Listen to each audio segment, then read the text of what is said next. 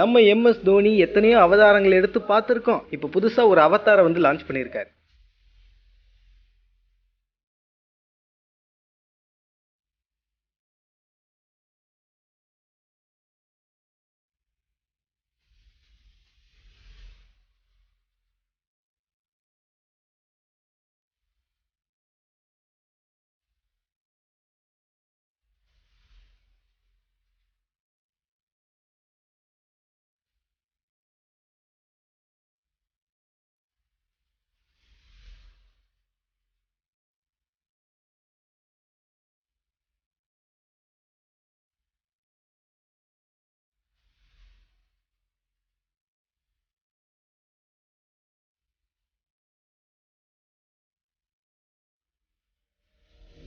அதர்வா த originals அப்படின்னு அழைக்கப்படுற ஒரு graphical நாவலை எம்எஸ் தோனி அவர்கள் ரொம்ப சந்தோஷத்தோட மக்களுக்காக ஷேர் பண்ணியிருக்காரு. அதோடைய 1 minute டீசர் வந்து லான்ச் பண்ணியிருக்காரு.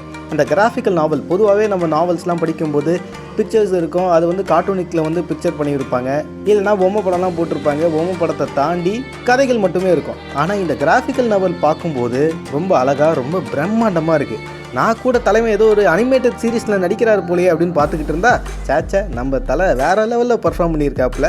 அந்த கிராஃபிக்ஸோடு இருக்கக்கூடிய அந்த நாவல் கதாபாத்திரத்தில் எம்எஸ் தோனி அவர்கள் பெரிய லாங் ஹேர்லாம் வச்சுக்கிட்டு பயங்கர பல்காக மாஸாக அப்படியே என்ட்ரி கொடுக்குறாரு. இருக்கக்கூடிய க்ரீச்சர்ஸ் மற்ற ஆட்கள்லாம் கூட பார்த்திங்கன்னா ரொம்ப விகாரமாக பயங்கரமாக இருக்காங்க.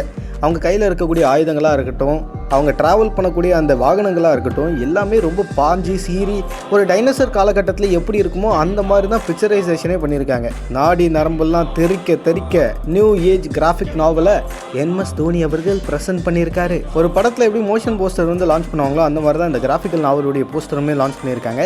ஸ்லோ மோஷனில் பக்கத்தில் இருக்கக்கூடிய அந்த க்ரீச்சர்ஸ் எதிராளிகள்லாம் சண்டை போடும்போது அந்த வார் சீக்வன்ஸில் தலை தோனியுடைய என்ட்ரியை கொஞ்சம் கொஞ்சமாக பில்டப் பண்ணி காட்டுறாங்க. கடைசியில் என்ட்ராக அவர் சுற்றி நிறைய பேர் வந்து சண்டை போடும்போது தலை தோனி சிங்கிளாக நின்று சண்டை போடுறாரு. எம்எஸ் தோனி இன்னன் ஆஸ் அதர்வா அப்படின்னு அழைக்கப்படுற இந்த நாவல் தான் பார்க்கவே அழகாக இருக்குது. ஓவராலாக பார்க்கும்போது எம்எஸ் தோனி நெஞ்சு மேலேயே ஏறி நிற்கிறாப்புல சுற்றி நிறைய பேர் சண்டை போடுறாங்க.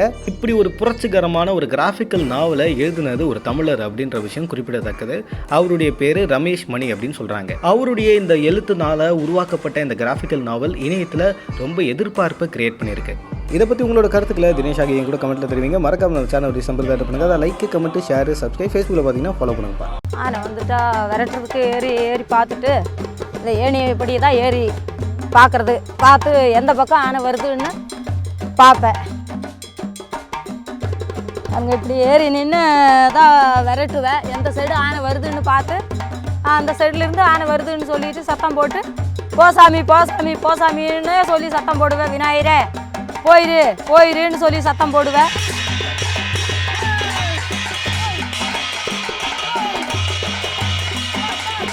சரி எல்லாவும் சொல்லுவேன், இது ஆனை காடுங்க, ஆனை வரும் பார்த்து இருக்கோன்னு. ஆனை உள்ளே பூந்துச்சுன்னா அவங்க தோட்டத்தில் யார் தோட்டத்தில் பூந்தாலும் நாங்கள் பின்னால் ஓடுவேன்.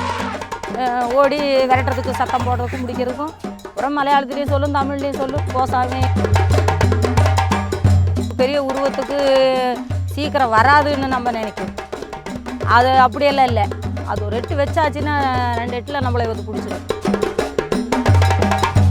எந்த தோப்பிலிருந்து வெளியே தாண்டுறதுன்னு பார்த்தா அங்கிருந்து ரோட்லேயே வந்துட்டு அப்புறம் ரோடு கிராஸ் பண்ணி அது ஒரு பக்கம் போயிடும்.